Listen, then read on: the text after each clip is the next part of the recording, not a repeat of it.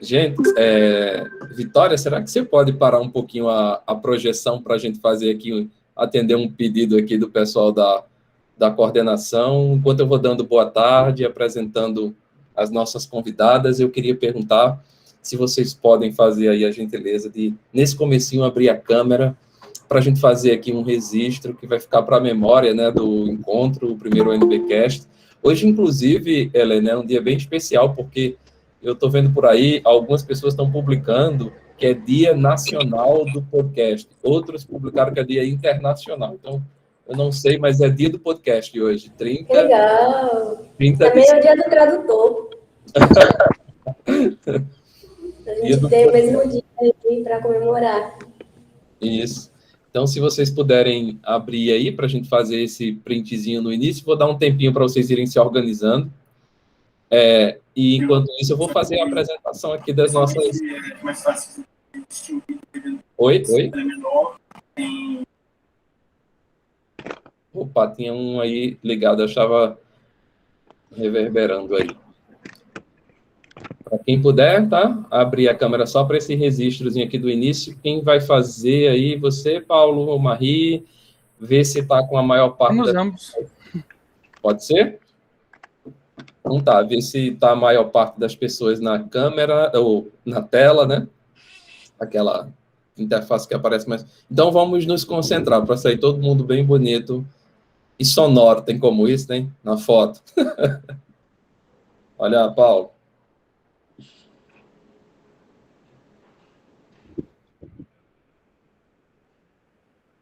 Tirei, professor. Opa, todo mundo congelado e em silêncio, né? Interessante, né? Vitória, pode colocar lá na tela se você quiser, tá? Já vai colocando. E eu dou boas-vindas, né? A todas, todos que estão aqui acompanhando. Essa aqui é a nossa terceira oficina, né? Terceira e última dessa primeira edição, né? Do NBcast, Encontro Internacional de Podcasts Universitários. Como eu falei no comecinho, hoje num dia especial, né? Dia do podcast. E a gente vai falar de um assunto aqui que precisa ser melhor, né, debatido, discutido, aprofundado e experimentado, né, no âmbito dos podcasts. Mas eu quero dar boas-vindas às nossas convidadas, né, a professora Helena Santiago Vigata e a Vitória Albuquerque, que são do Instituto de Letras da UNB. Vou fazer aqui uma breve apresentação, mas antes de tudo é agradecer, porque a gente sabe, todos nós, né, todos e todas nós sabemos desses dias tão corridos, né, com tantos compromissos que todos nós temos na academia e na vida, né, fora da academia também, e essa disponibilidade aqui de vocês duas nos deixa muito felizes, né, e dizer que ambas, né, integram o grupo de pesquisa Acesso Livre, cadastrado no CNPq, que também é um dos realizadores aqui do Encontro Internacional de Podcasts Universitários, né, parceiro. Então, a professora Helena Santiago Vigata é doutora em comunicação aqui pela nossa Universidade de Brasília, com seu estágio de doutorado sanduíche na Universidade Complutense de Madrid, pós-doutorado sobre a tradução, né, da diferença linguística em textos audiovisuais, UNB, mestre em linguística aplicada, também aqui pela Universidade de Brasília, e a graduação em tradução e interpretação pela Universidade Autônoma de Barcelona. Fui professora leitora de espanhol na licenciatura Letras Espanhol da Universidade de Brasília. Atualmente, nossa professora do bacharelado em línguas estrangeiras aplicadas ao multilinguismo e à sociedade da informação, que é um curso que aqui carinhosamente todos nós chamamos pelas suas iniciais, LEA, né? LEA MSI. Desde 2018, a professora Helena, ela atua no programa de pós-graduação em estudos da tradução da UNB. Nesses últimos meses aí, não sei já há quanto tempo, né, Helena, é a coordenadora do programa de pós-graduação. Um mês. Há um mês já? Parecem vários. Uhum. E é coordenadora de um projeto de extensão chamado Cultura e Sociedade, acessibilidade de peças audiovisuais, audiodescrição e legendagem. Como eu falei no início, é a líder do grupo de pesquisa Acesso Livre, que está cadastrado no CNPq, e as pesquisas vão principalmente nessa área da tradução audiovisual e da acessibilidade cultural. E a Vitória Albuquerque, que está aqui, é orientanda, né, da Helena, e no mestrado do programa de pós-graduação em estudos da tradução. Também está aí na sua segunda graduação, né? Agora a Vitória está na licenciatura em língua portuguesa, mas já é bacharel em línguas estrangeiras aplicadas ao multilinguismo e à sociedade da informação pela UNB, e é pesquisadora na área de acessibilidade, sobretudo em mídias audiovisuais, e juntos nós temos aí buscado mergulhar e compreender melhor como é que essa questão da acessibilidade pode ser aplicada, deve ser contextualizada, né, no campo dos podcasts. Agora, a Vitória tem uma pesquisa muito interessante também, vou fazer aquela propaganda aqui, né, que é sobre os games. Não é isso, Helena? Então, a acessibilidade no mundo dos games. Elas vão poder completar essa apresentação que eu faço, dando as boas-vindas e, mais uma vez, agradecendo. Tá? Deixar vocês com a palavra. E é isso, bem-vindas. Obrigada.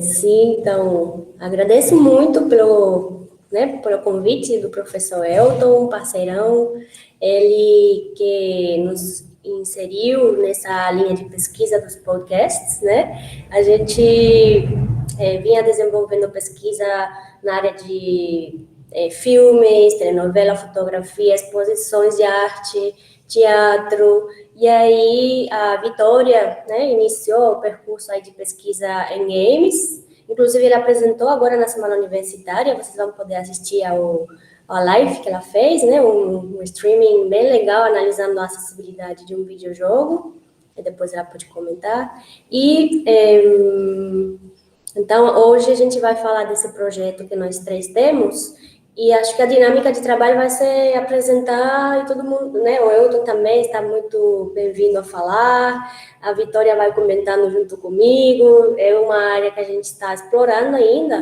né, mas já faz algum tempo que a gente, na medida do possível, está fazendo um levantamento de possibilidades, de recomendações, que ainda não está completo, mas que a gente vai poder compartilhar hoje com vocês. E queria que vocês, né, depois comentem o que vocês acham, que participem, que coloquem perguntas, porque vocês têm aprendido muito, né, imagino, durante este evento, e vocês sabem muito mais sobre podcast do que eu, pelo menos. O cortador de grama está passando aqui agora. E então, todos os comentários vão ser muito bem-vindos, muito bem acolhidos, e mais para ser uma sessão participativa, colaborativa, do que uma aula, uma oficina, né? Assim, muito unidirecional, digamos assim, tá? Então, a gente preparou uma apresentação, e aí Vitória, quer comentar alguma coisa? Não, só isso mesmo. Muito obrigada pelo convite. Espero que vocês aproveitem. E é isso. Qualquer comentário podem colocar no chat, podem abrir o microfone também, à vontade. Isso. Então, pode passar aí. Vamos começar explicando um pouco isso, né? Uma pesquisa que ainda está em andamento, que tem nós três, tem uma aluna minha de estágio supervisionado que está ajudando a analisar as ferramentas, e que, né, nosso objetivo é chegar numa coletânea de recomendações, sabendo que a acessibilidade é complexa e não tem soluções que você segue uma receitinha e vai dar certo, mas que tem, né, possibilidades que são melhores do que outras, e aí a gente vai começar a pensar junto nessas questões. Bom, aqui eu trouxe umas manchetes para vocês verem, né? A primeira é da Blogplay. Conteúdo em áudio, aumento de busca por falta de tempo. Essa era uma matéria sobre a preferência pelo áudio quando não há tempo para ler, né? Aí depois, em 2019, Brasil é o segundo país que mais consome podcasts no mundo, aponta o Spotify, depois dos Estados Unidos. Depois temos, em junho de 2021, Estadão, podcast é oportunidade de incluir mais notícias na rotina de alunos, né? E a gente tem experimentado bastante o aumento de interesse pelos educadores no uso de podcast na escola, na universidade, né? Tem proliferado bastante, assim, os manuais, cursos, propostas para que os docentes aprendam a utilizar o podcast, né, com fins didáticos. Em julho de 2021, produtos em podcasts, né, crescem durante a pandemia, aponta a pesquisa. Estudo realizado pela Rede Globo, em parceria com o Ibope, mostra que 57% das pessoas começaram a ouvir programas de áudio no último ano. Né? E tem a questão da solidão, do isolamento, tem vários fatores aí que influenciaram. E aí também, a última que eu coloquei aqui, estudo mostra o Brasil como o país onde a produção de podcasts mais cresceu durante a pandemia. Não sei se vocês têm discutido isso neste evento, queria que vocês colocassem sugestões de manchetes para complementar essas informações, tá? Podem colocar no chat, ou podem abrir o microfone.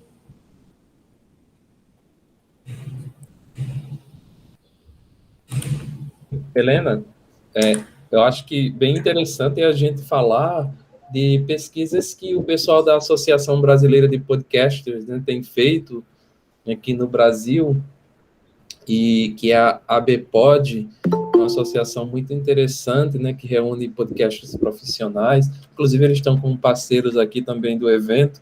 Então, acho que vale vocês, quem ainda não conhece, acredito que quem está aqui deve conhecer já, né? A ABPOD, acho que é abpod.org, né? Estou aqui verificando se é isso mesmo, né? O site da ABPOD. Vamos ver aqui. E lá tem pesquisas, né? Entre as... É isso mesmo, gente. abpod.org. Vou colocar aqui o site para vocês. Tem os relatórios anuais com tendências. É bem legal. Vocês podem dar uma olhadinha. A Thalita falou que o podcast dela nasceu na pandemia. De quem foi a iniciativa? De qual podcast?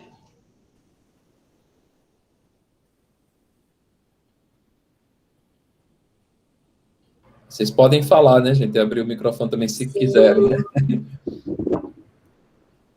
Uma bibliotecária de Manaus. Leitura com Afeto, o nome do podcast. Ai, que lindo. Muito bom. Legal, depois vamos seguir. Sim. Mais alguém tem alguma ideia? Aí já é o próximo slide.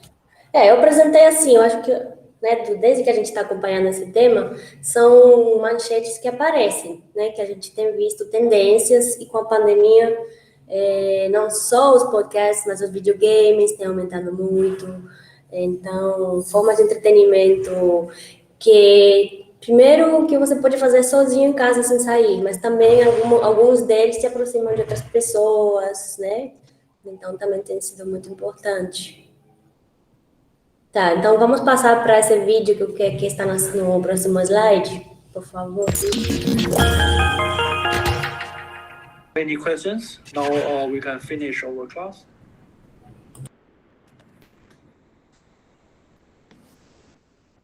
Do you have any questions? Hi, Prof. Hi, Prof. Actually, muted all the while, so we cannot hear anything from you since 6:08. Oh, from what? 6:08 p.m.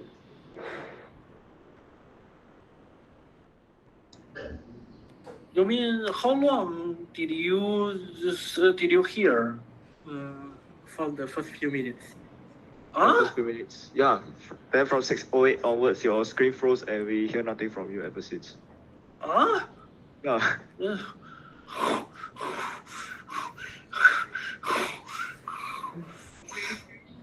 It takes.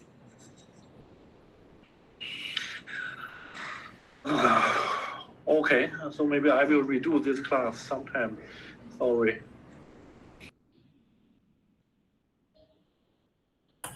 Não sei se vocês conheciam essa história que viralizou. Alguém conhecia? É um professor de Singapura. Ele deu uma videoaula de 2 horas, sem som.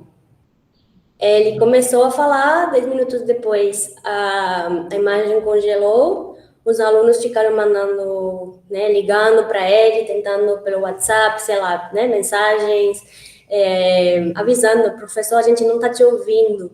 E 2 horas depois ele pergunta assim, alguém tem alguma pergunta? E aí que o aluno consegue falar, professor, a gente não está ouvindo desde os 10 minutos depois do início da aula. E aí, essa é a reação dele querendo morrer, né? Engraçado, divertido. A gente morreu de rir quando viu, porque a gente estava na pandemia, passando por essas dificuldades todas, né? Na educação.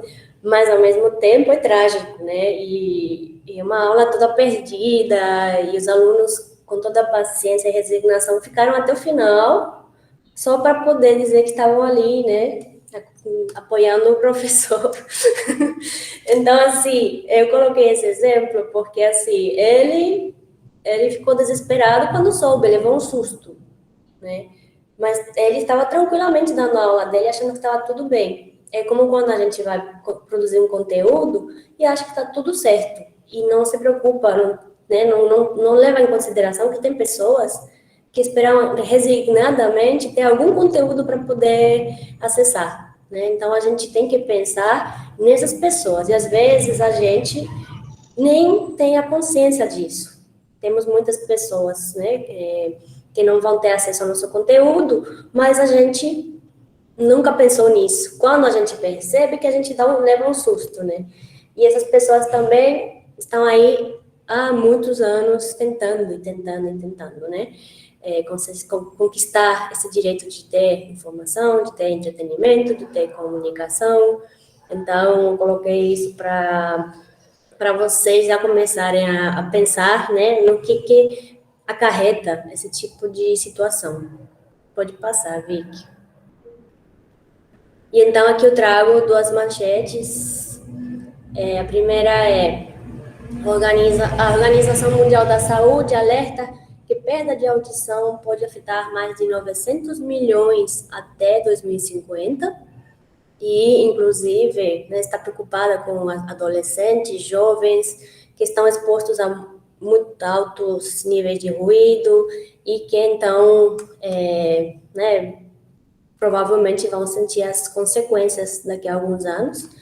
E outra, que seria uma primeira ação judicial que foi apresentada nos Estados Unidos contra uma empresa, que na verdade é a empresa que tem o Spotify, né, do grupo do Spotify, de uma pessoa surda, ou não lembro se era uma pessoa só, ou era um grupo, um coletivo, que entraram na justiça pelo direito de ter acesso né, aos podcasts, aos áudios do Spotify, né? Então, legenda, transcrição, alguma forma de comunicação alternativa tinha que ser incluída no Spotify.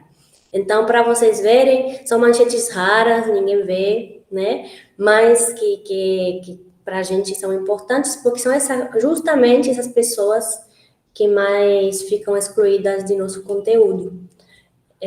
Além de outras pessoas, mas essas pessoas, né, são as que nos levam a dizer, nossa, é verdade, o que eu faço, né? A gente tradicionalmente falava assim, né? Fotografia não é para cego. Por que o cego quer ir numa exposição fotográfica se ele não enxerga? Aí não, tem fotógrafo cego, tem pessoas que já enxergaram e, né, que continuam tendo um imaginário visual muito forte. Então, eles querem sim ter acesso à fotografia. A mesma coisa com áudio. Tem DJs que são surdos, então tem surdos que vão em shows, adoram música, e cada vez mais a gente tem visto intérpretes de língua de sinais incríveis que acompanham o espetáculo, né, junto com o artista. Então, é preciso também pensar na acessibilidade em podcasts, né? E aí eu vou incluir que não é só para pessoas surdas ou com deficiência auditiva, mas pessoas sem condições de acessar o conteúdo, porque estão num ambiente barulhento, porque estão sem fone, pelo motivo que for, né? E também pessoas que também, pelo motivo que for, não conseguem chegar no arquivo de áudio. Às vezes, né, você sabe que você vê a divulgação no Instagram, aí procura o podcast e não consegue achar o arquivo, porque está difícil, né, num site mal organizado, por exemplo. Ou então, pessoas que não dominam aquela língua, então não vão poder entender as falas. Ou pessoas que, por qualquer fator cognitivo, também precisam de alguma forma de comunicação alternativa. Então, a gente tem que entender que o nosso escopo é grande, é diverso, as necessidades são muito, muito diversas, e muitas pessoas podem se beneficiar de recursos que são realmente alternativas para você poder personalizar como você quer ter acesso às coisas. Não só porque você precisa, mas porque também você tem suas preferências.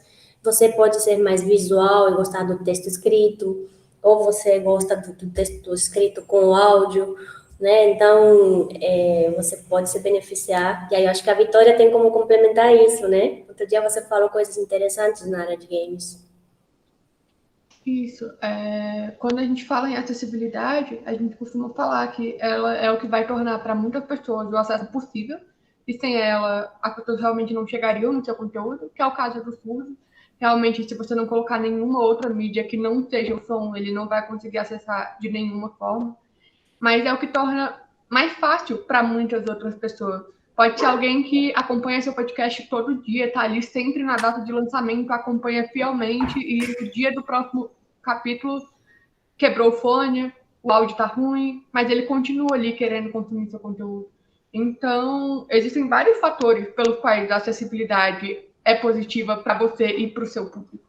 E é importante pensar nisso, inclusive pensar em formas e pensar que, às vezes, a resposta para o problema de acessibilidade não vai ser uma ferramenta que você vai implementar, mas todo um conjunto, quando você começar a perceber com qual público você está lidando. Isso. Pode passar, então, para a próxima. Então, a gente está falando de podcasts, que são uma mídia sonora digital, que geralmente são acessados por tecnologias digitais, que pode ser um app, um reprodutor web, embutidos no site. E então, para eles poderem ser acessados por todas as pessoas, independentemente de suas capacidades funcionais, idade, né, origem, alfabetização, tecnologias assistivas que empregam, por exemplo, pessoas que precisam de um leitor de tela para ter acesso aos textos, né, que tem nos sites. Também devemos pensar nessas pessoas. O nosso conteúdo tem que estar acessível para essa tecnologia, ela tem que poder entender a nossa programação, né, do site, tem que saber usar o player, né, então, assim, são configurações que a gente tem que pensar. E também, então, a gente pode dizer que estamos falando de requisitos de acessibilidade digital, né, que são como quando a gente vai pensar num site, num blog, num aplicativo, né, são uma área de estudos que seria a acessibilidade digital, tá? Vamos passar. Então, a gente tem a sorte de que nessa área existem diretrizes bastante consolidadas, construídas globalmente, com uma iniciativa muito importante, né?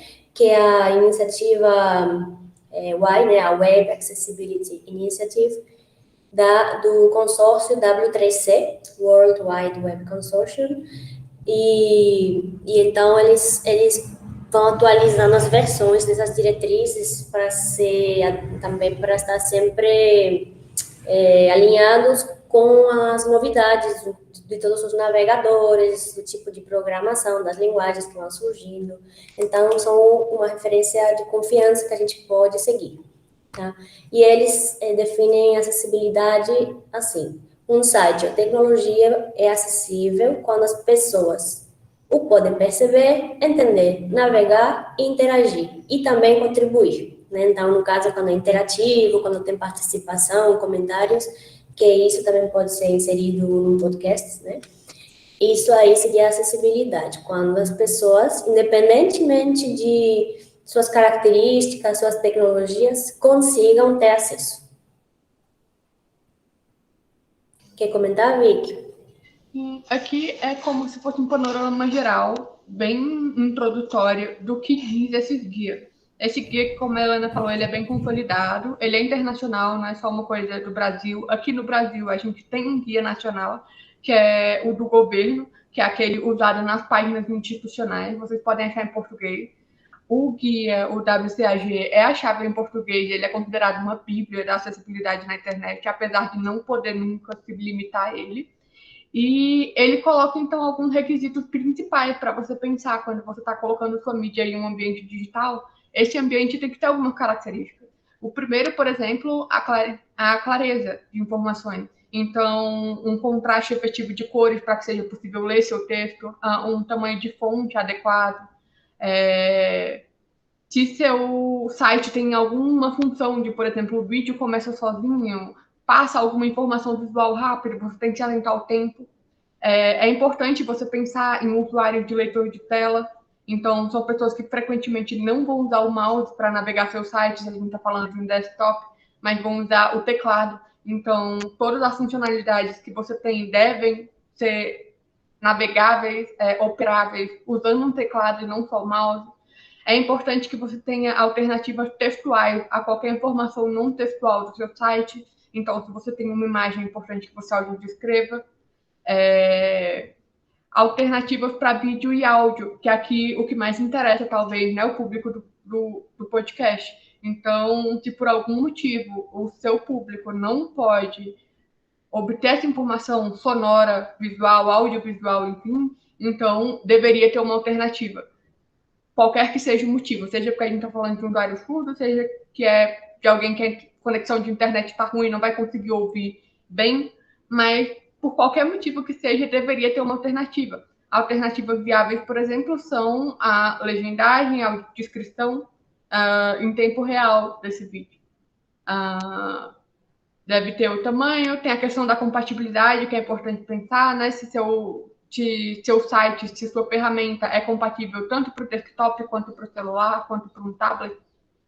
A navegação, ela deve permitir que o usuário navegue como ele preferir. Você não deveria impor uma condição, por exemplo, no meu site só é navegável pelo mouse, ele só é navegável da maneira X. Ele deve ser facilmente navegável e erros devem ser facilmente corrigidos. O texto deve ser claro, deve ser intuitivo, tanto na questão da leitura quanto visualmente. Não é bom que seja uma informação clara com um visual totalmente carregado em questão de fonte, em questão de número de imagem.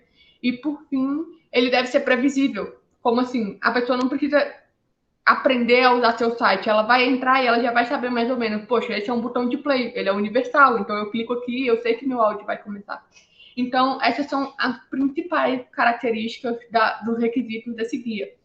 E algumas pessoas podem achar complicado, porque muita coisa que diz nesse manual vai para a questão de código. Por exemplo, poxa, como é que eu vou inserir uma audiodescrição na minha imagem e tudo mais. Mas é importante falar, então, que quando a gente está falando, por exemplo, seu podcast tem um site, existem leitores automáticos de acessibilidade. Existe o acesso, que é do governo de Portugal, existe o Wave, que é uma ferramenta em inglês, que como funciona? Você pode colar a URL do seu site, colar num programa desse, e ele vai ler o código e ele vai te retornar. Aqui estão as características que seu site precisa mudar para se tornar acessível. Então, se você tem dificuldade nesse aspecto, você não precisa quebrar a cabeça sozinho. Tem várias ferramentas que vão te ajudar nisso. Acessibilidade não é nenhum bicho de 7 cabeças, é totalmente possível. E é bom ter isso em mente.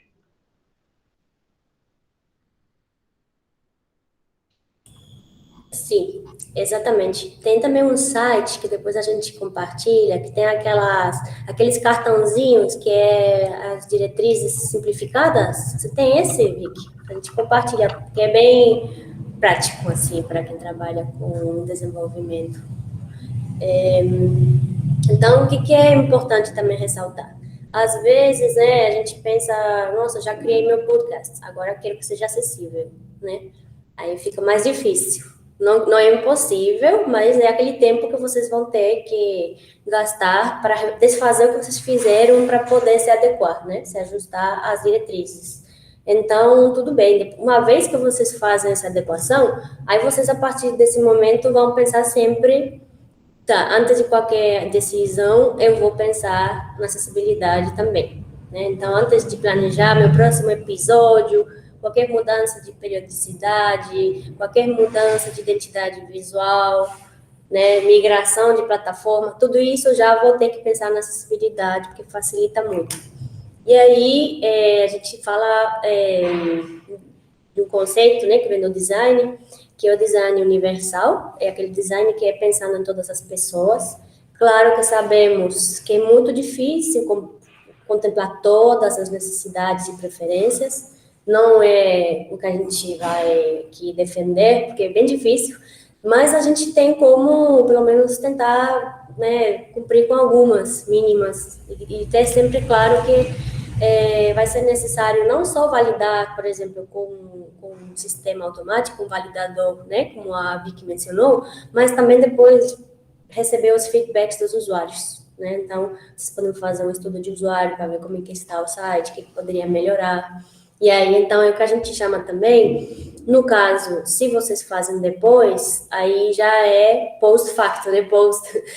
Posterior. Mas aqui, se a gente pensa num enfoque mais proativo, desde o início, desde a concepção, vocês vão poder aumentar o potencial, né, de abranger um público maior, um público mais diverso, que permite também tornar o processo de integração da acessibilidade mais orgânico e também mais eficaz, né? Se não houver planejamento, vamos ver o que acontece no próximo slide.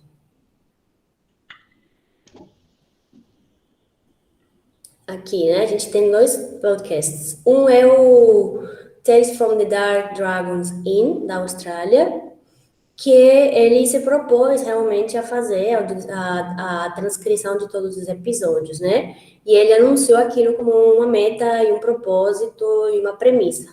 Só que depois ele percebeu que era muito demorado, que era muito caro.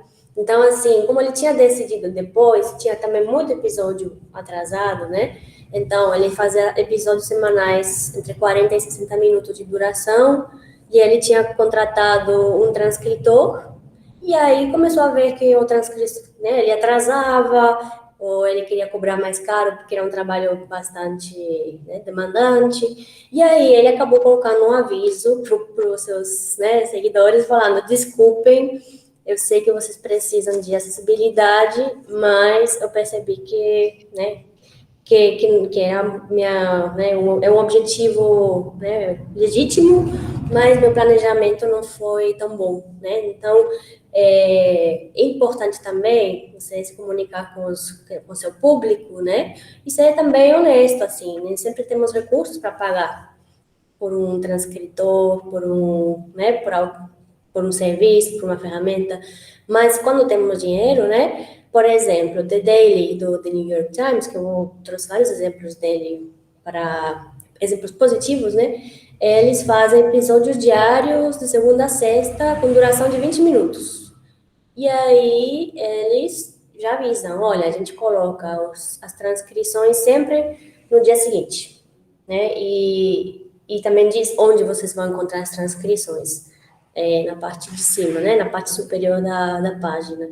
Então, esse é um exemplo de bom planejamento, né? E também, claro, de uma estrutura também que eles têm disponível de poder pagar, ter uma equipe, uma organização. Mas, aí vocês veem, né, é uma carga de trabalho que já dá para perceber que é considerável, né? São 5 episódios semanais, então a produção tem que estar bem organizada. A Thalita comentou aqui. Muitas vezes a gente faz o roteiro do que vai falar no episódio gravado. Isso poderia servir de base para a transcrição, mas aquilo que nasce ao vivo tem outra necessidade e com certeza demora mais. Com certeza, sim. Verdade.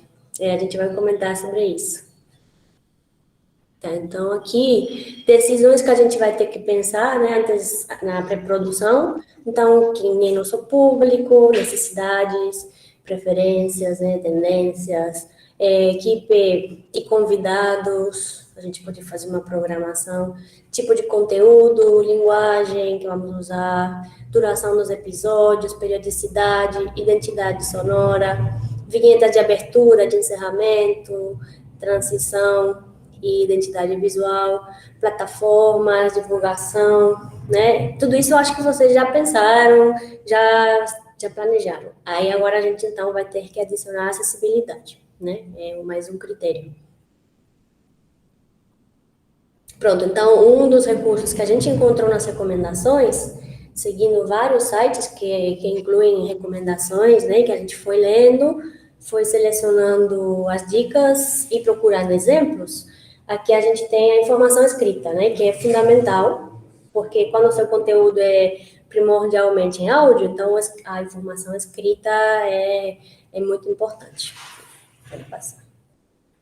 Então, se você colocar o título, já né, todo mundo coloca geralmente um título, algumas pessoas colocam sinopse ou descrição do episódio, outras colocam só do bloco de episódios, outras colocam só do podcast do projeto, né? Do projeto geral. O ideal é que vocês coloquem em cada episódio uma descrição. E texto de apresentação das pessoas convidadas ou dicas de leitura, são coisas que também aparecem frequentemente nos podcasts. E são materiais escritos que já facilitam bastante a introdução, contextualização, inclusive que facilitam depois para que seu podcast seja possa ser encontrado na internet, né? Possa ser recuperado quando você faz uma busca por palavra-chave. Então, são importantes não só para o acesso, literalmente, ao conteúdo, mas também para dar visibilidade ao seu produto, né? Ao seu conteúdo. E aí a questão, roteiro ou transcrição, né? O que a gente faz? Coloquei aqui, então, um exemplo de transcrição simples, que seria o quê? Basicamente, o nome dos falantes e o texto, né? Essa seria a típica transcrição, que pode ser feita automaticamente com uma ferramenta de transcrição, que você depois revisa e pronto, né? Esse é um exemplo do The Aligners Podcast. Mas aí a gente pode avançar para o próximo. Temos o roteiro em si, né, que o que a Thalita estava comentando. Às vezes é um roteiro aberto, porque é tudo ao vivo e não tem preparação dos diálogos, né? Mas quando tem uma pauta fechada, com tudo direitinho, isso ajuda tanto na locução quanto na edição, né? Porque aí você, quando vai editar, lembra, né, qual é a ordem dos elementos, os blocos, onde entra e sai a música, volume, né, toda a questão do tempo, né, do episódio. Então, nesse caso, né, o mais aberto seria o que eu coloquei aqui como um guia, com uma estrutura geral, que aí não te ajuda muito, mas serve como quase sinopse, né, o índice dos conteúdos. Ou você pode ter um roteiro bem detalhado, com notações sobre tom, velocidade, ênfase, pausas, efeitos sonoros, música, que é depois muito facilmente adaptável na pós-edição. Então, eu coloquei, acho que aqui um exemplo, que era inclusive de um de vocês, não está participando aqui, a Sanfona de Tavares da Gaita, que mandou para a gente esse roteiro, né? Que já traz informações muito boas. Por outro lado, também daria para limpar um pouco para o nosso público que está, lendo na pós-produção, digamos assim. Então, temos aqui elementos que servem mais para locução e para edição.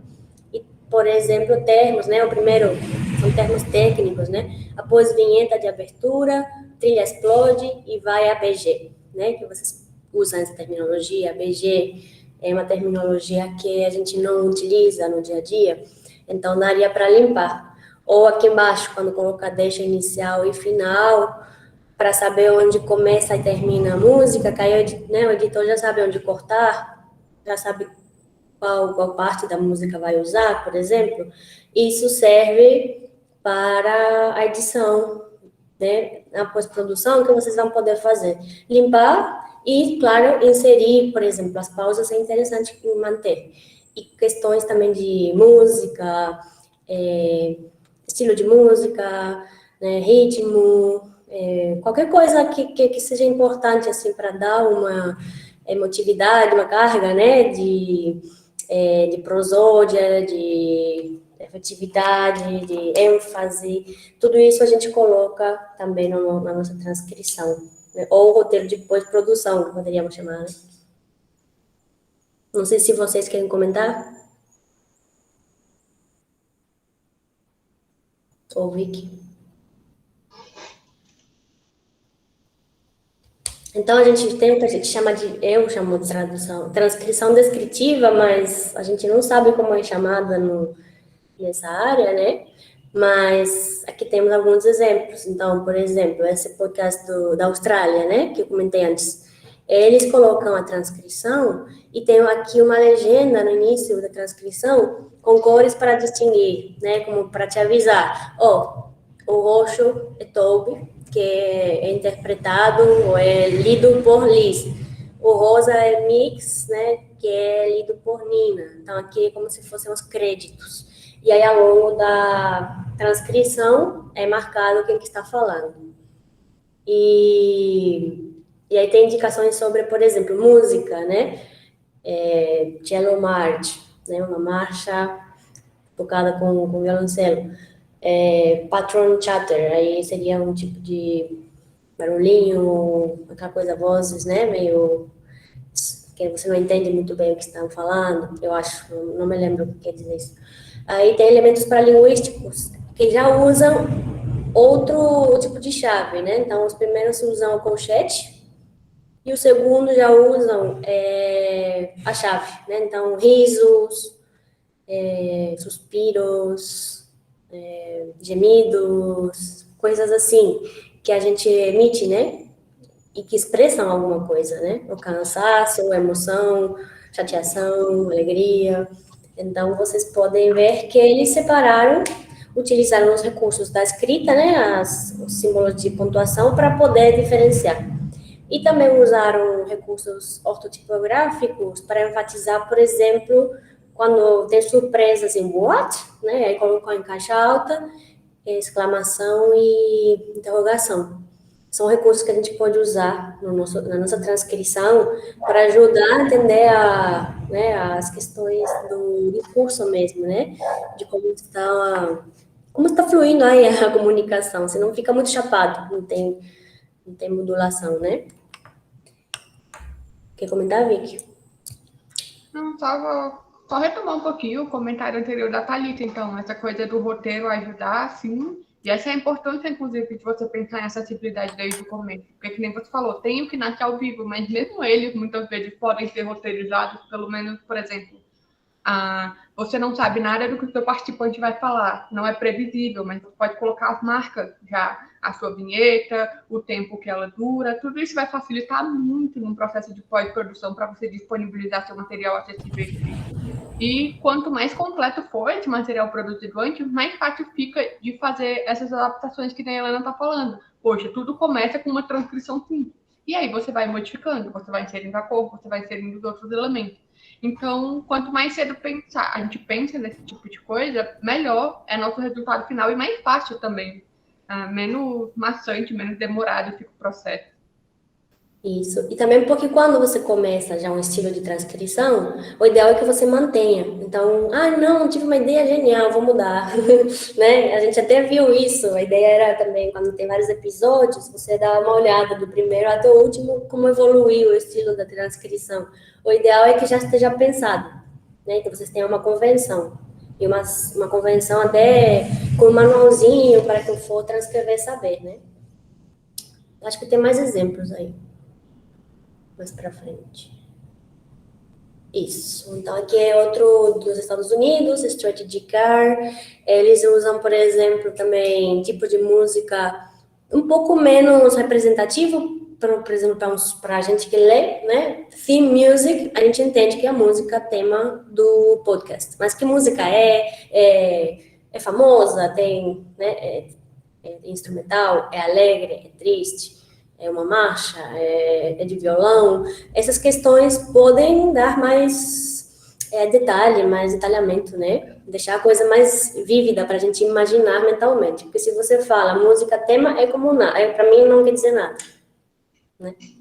Então, e se tiver letra, claro, vocês vão transcrever a letra, pode ser em itálico, podem achar um jeito de diferenciar que aquilo é né, música cantada ou você fala, né?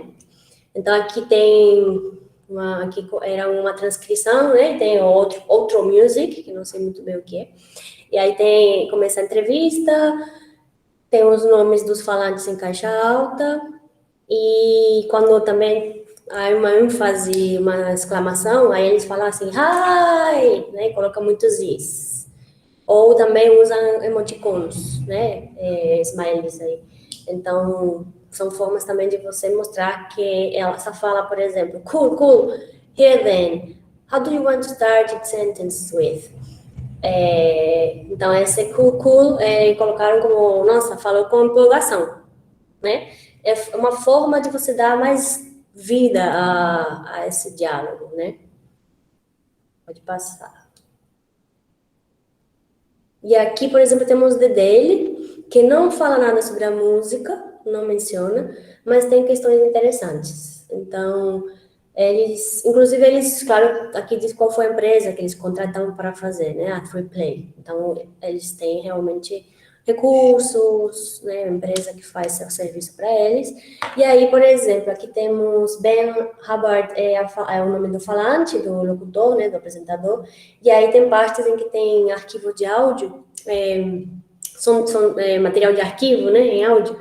E aí eles colocam, então, archive recording, o archived recording, e aí quando, por exemplo, há várias vozes ali sobrepostas, né, então interposing voices, coloca entre colchete, e aí coloca em itálico a transcrição dessas vozes do áudio, né, que não é na entrevista ou no podcast, mas que é material de arquivo, então está em itálico.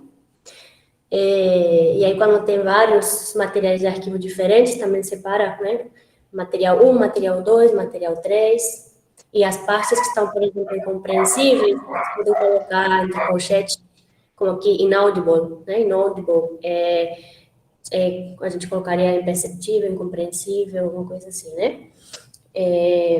Então, são também recursos que vocês podem utilizar.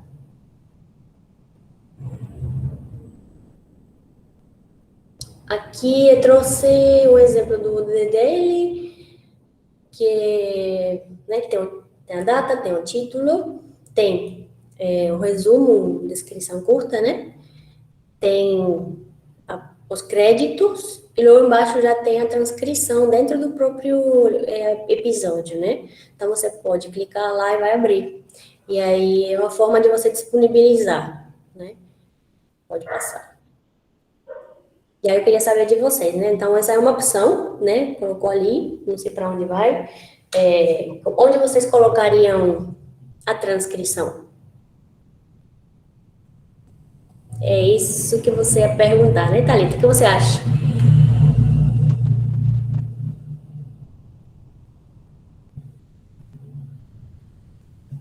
Ah, legal, Joanes.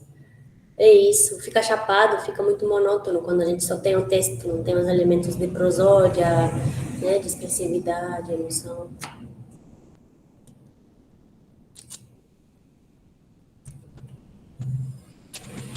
Helena, acho que tem uma coisa bem interessante aqui, desculpa se eu passei batido, mas que a Thalita também destaca, né, que é sobre essa questão do roteiro e da transcrição, né?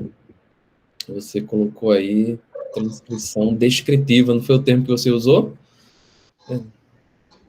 Eu me lembro de uma pergunta também feita a mim em outra ocasião, né?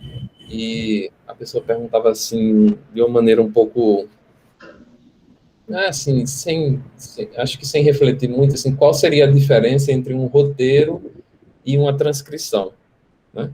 Eu acho que o que a Thalita escreveu aqui, eu acho que já ilustra um pouco dessa diferença, né, gente? Porque nós precisamos de um roteiro, não é isso, Helena e Vitória, para fazer nascer o nosso episódio, uma série, né, uma temporada, né? A gente tem a pesquisa e tal. Mas a disponibilização dos roteiros em si, enquanto documento, elas cumprem um papel, podem servir de pesquisa e tal. Mas se a gente quer, eu acho que demonstrar melhor o potencial expressivo, comunicar, né? Essa expressividade e, enfim, essa carga estética, semântica que a obra traz, né? A transcrição, ela vai ser, não sei se Helena e Vitória concordam com isso, mas eu tenho pensado assim, né, que a transcrição, ela nos aproxima mais, né, do que a gente quer comunicar, né, porque ela traz ali detalhes, né, da emoção do apresentador, do entrevistado, a descrição dessas pessoas. Eu lembro aqui de um dos textos, eu acho que da própria Helena, né, que traz um exemplo sobre quando você coloca num roteiro, né, descreve um sorriso, por exemplo, né?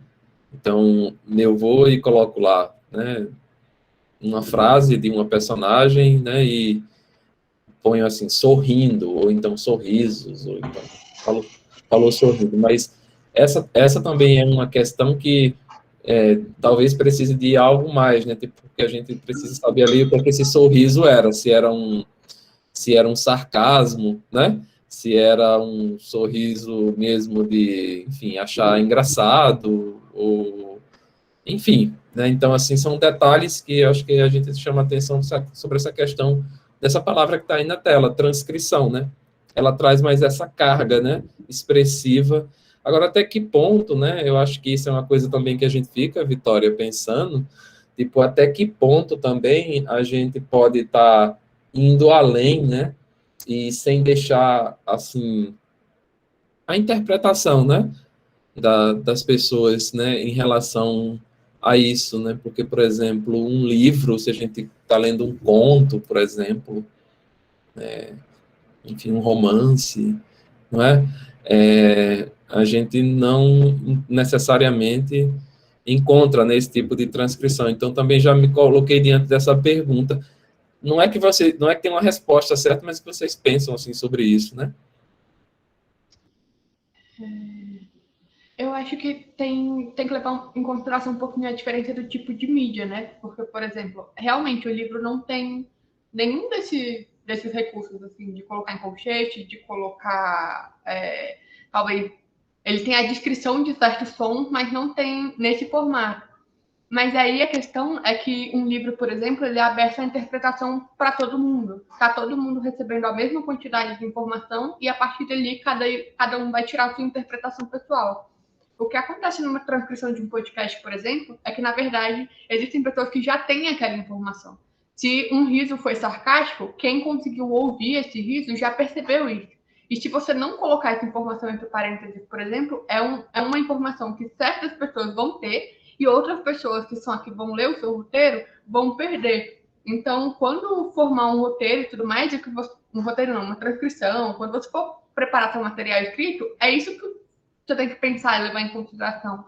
Quais são as informações que os recursos sonoros estão me dando e que eu não posso deixar meu público perder?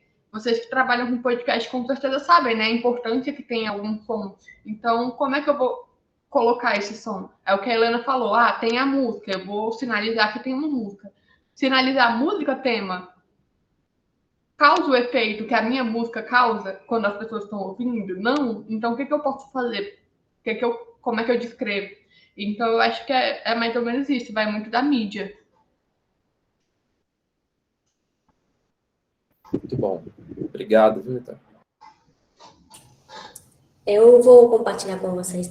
Estou abrindo aqui para ver o título. Tem uma tese... Será que o Juarez pode fazer uma intervenção agora? Desculpa, Helena. Sim, pode falar. Pode?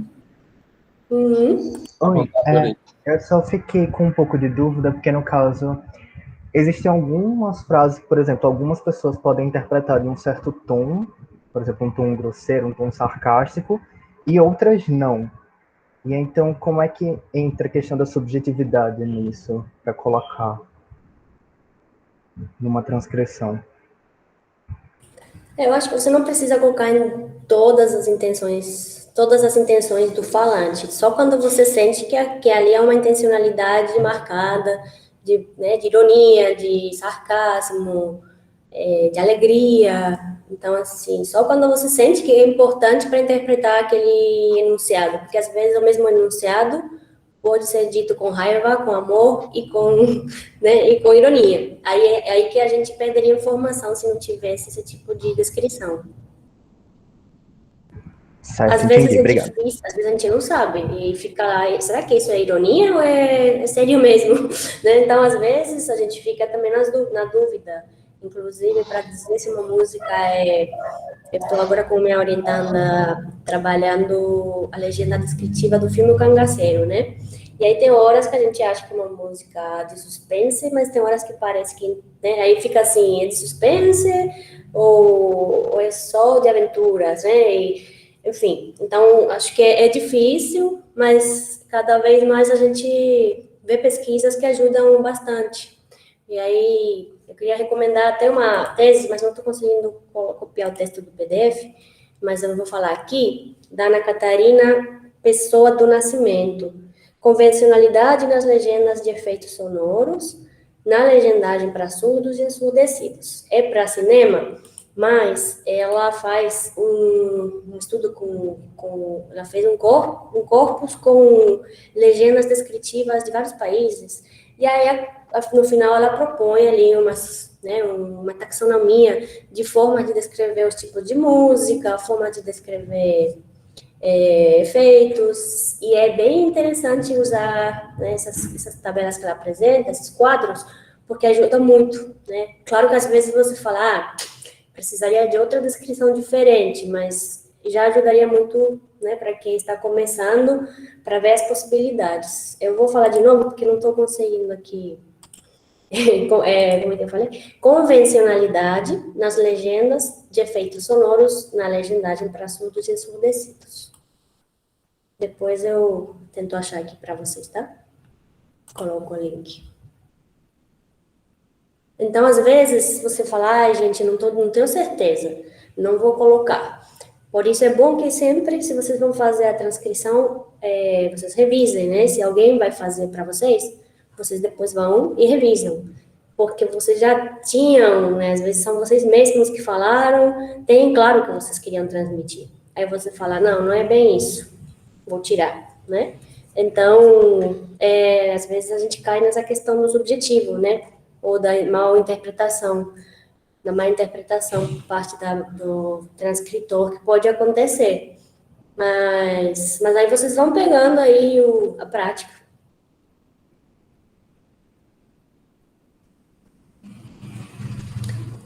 Então, as percepções se propagam de maneiras distintas, né?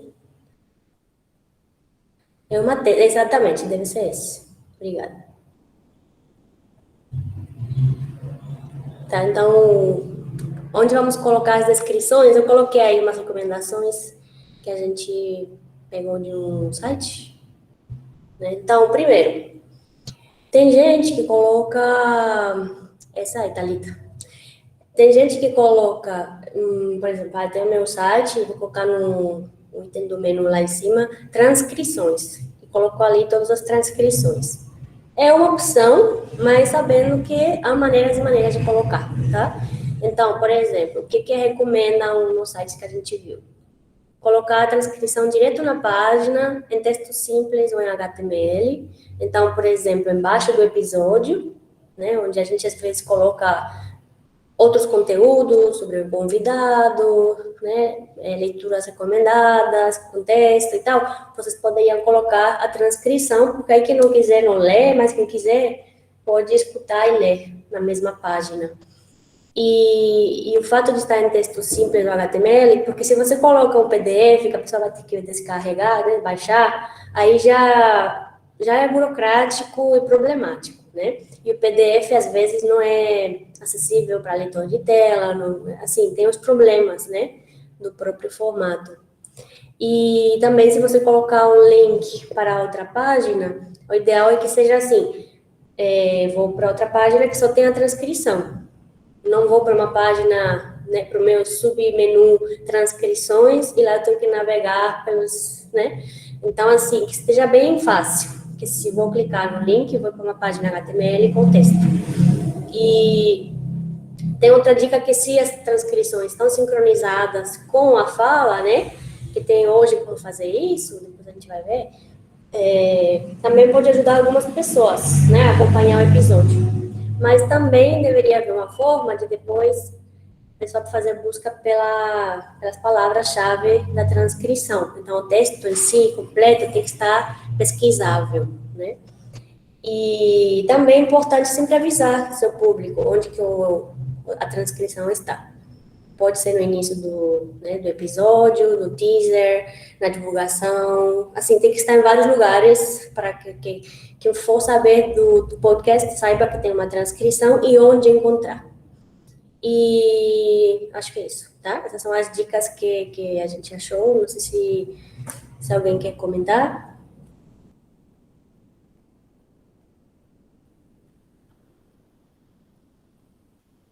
Pronto, então, tem gente que coloca lá embaixo, transcrição aqui, e só ativa, por exemplo, o link aqui, né? Cria um hiperlink aqui.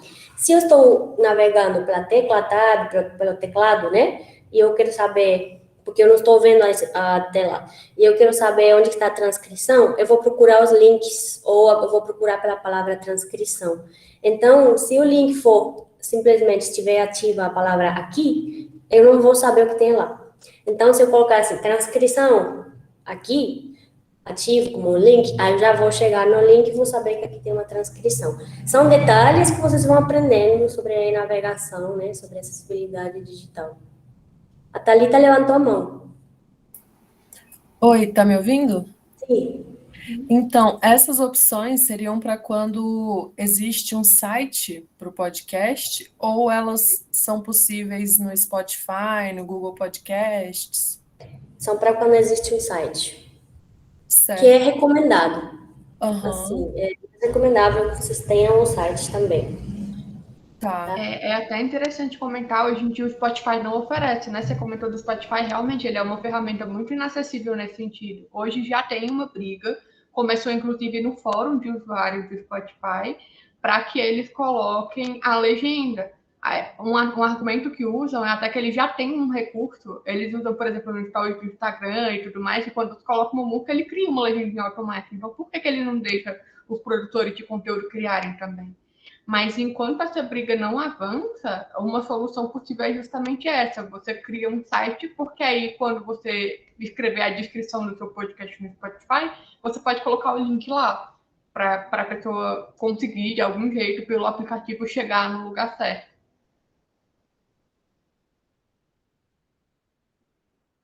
Isso. Podemos avançar, então. E aí, a gente trouxe esse caso do dele, porque eles relatam num artigo, uma matéria, né? Eles relatam como eles foram mudando a estratégia deles.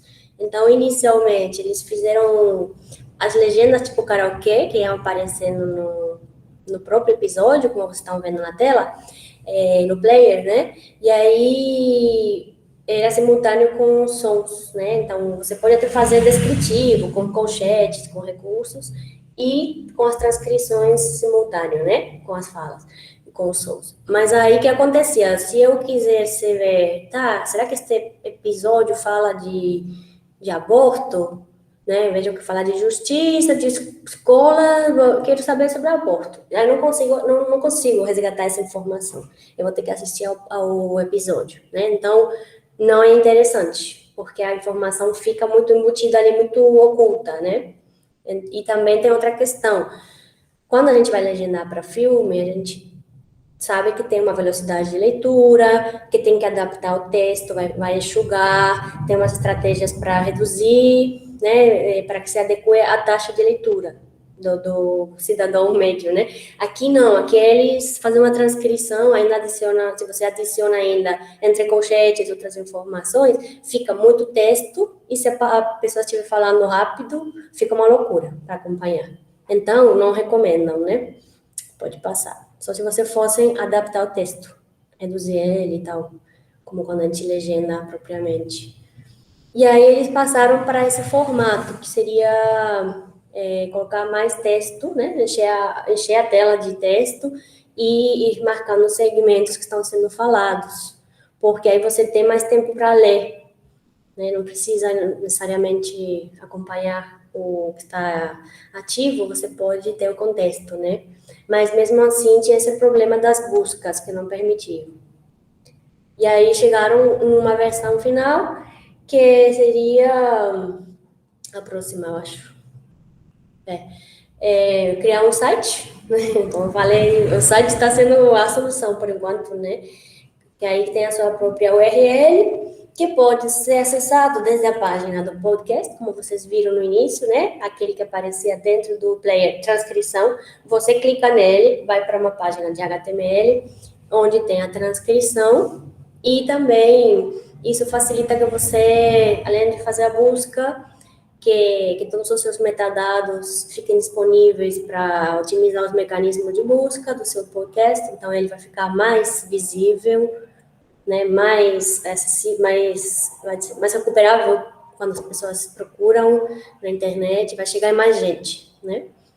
E aí eles falaram que no futuro eles pretendem fazer uma transcrição interativa, que é aquela também, que vai acompanhando as falas, né? Tem os tempinhos, o tempo de fala está marcado, mas que você também tenha como acompanhar do texto. Então, tem a transcrição segmentada com tempos, e aí eu tenho como ler a transcrição e clicar no segmento para que me leve nesse momento do podcast, né? Então, que você não só dependa da evolução do áudio para chegar no texto, que você tenha o texto e do texto também você tenha como chegar no áudio.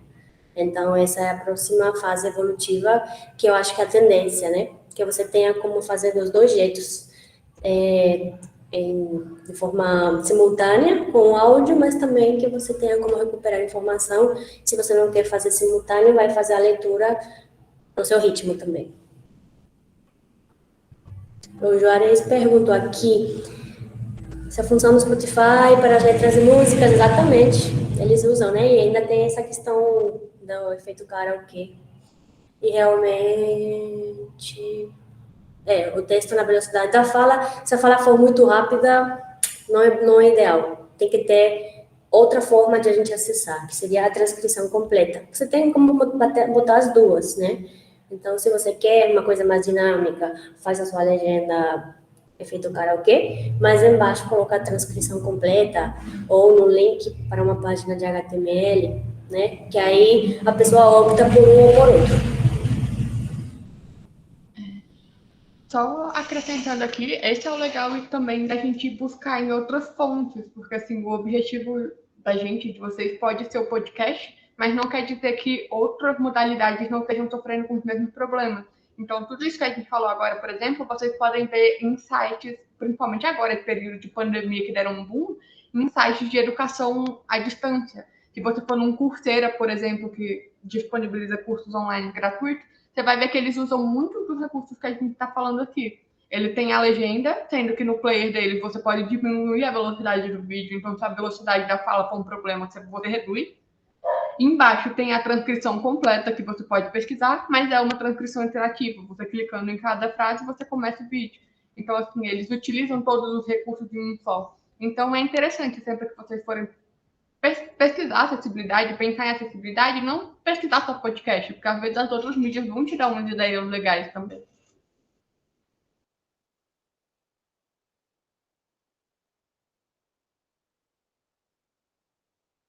Aqui eu trouxe alguns exemplos de ferramentas de transcrição que a minha aluna de estágio analisou para a gente, né? Eu vou passar rapidinho, só para vocês saberem, porque a gente leu nas recomendações várias dicas, mas várias delas eram de sites em inglês, né? Então a gente falou, será que vai funcionar em português? Será que é gratuito? Então ela fez esse levantamento. Vamos ver rapidinho aqui. Uma é a Descript, que eu achei fantástica, fiquei assim super interessada, mas depois ela me falou que trava, que para ela não foi bom, é caro, né? Então a mais barata, a versão mais barata é $15 por mês, mais cara do que as outras. E ela, o que ela tem de legal é que ela pode editar vídeo e áudio. Então você pode subir seu vídeo ou seu áudio e fazer a transcrição automática, e aí depois, não gostei desse trecho, eu falei errado, quero substituir, tem uma inteligência artificial que ela aprende a falar como você, e você consegue, mudando o texto, consegue mudar o vídeo também. Então, assim, é uma inteligência artificial de edição, que pode facilitar muito quando você quer fazer, né, editar ao mesmo tempo a transcrição e o vídeo. Mas tá só em inglês por enquanto, então também para a gente não vai funcionar. Mas fica a dica, é interessante, né? Aí tem a Otter Voice Meeting Notes, que é mais também para se a gente quer gravar uma reunião e transcrever, bem útil, né?